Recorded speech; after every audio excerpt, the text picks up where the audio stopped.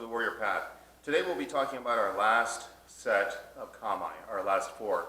Now we're putting these into different groups so that we can understand them better. If you remember your first four, that they're all based on each monji, it should be easy to find the other three. If you remember that you're using two hands to do something similar each time, then we can remember our second set of kamae. Now our third set of kamae is going to be low and natural kind of positioning. So our first one is shizen. From here, this is just standing. You might be looking at a menu on a wall, a picture of fine art, maybe even talking to your friends, and you're in some semblance of a natural posture, shizen, natural stance.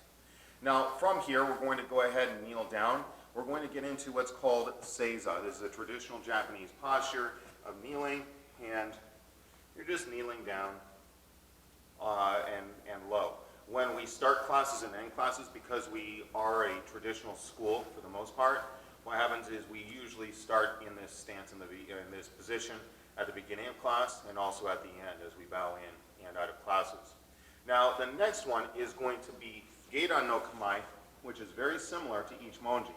The only difference is my rear knee is on the ground and I'm making a tripod base.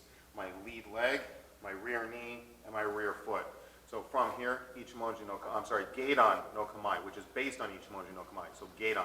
Geidan means low. In sword work, we'll be talking about Jodan, Geidan, Chudan, which is a middle posture, and Seigan as well.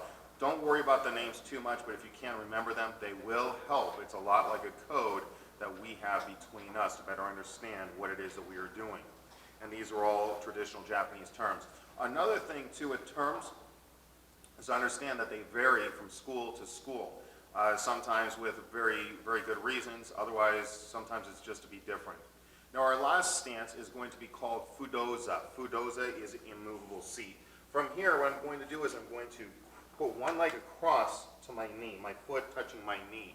Then the other foot is going to be back behind me. I'm going to sit down directly on top of that foot. And it makes a tripod base, knee, and foot, which is where I'm sitting, directly on my heel.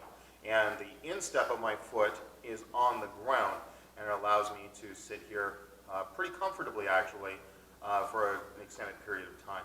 Now, our first stance that we talked about in this section here is shizen no kamae. Natural stance, just standing up nice and tall, hands relaxed to your side.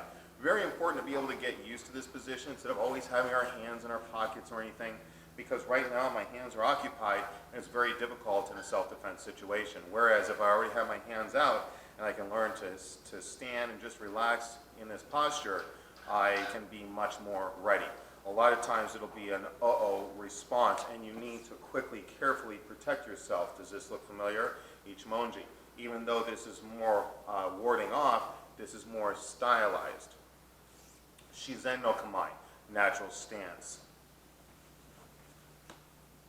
Seiza no kamae, kneeling position. Geidan no kamae, which is a low each monji. And fudoza no kamae, the immovable seat. I hope you had fun with this section of the kamae. Please make sure that you're practicing them regularly, so you are always trying to figure out where you should be in stance and why you would do them. Remember, when in kamae, I have a plan. We're going to make sure you repeat that often and practice them every day.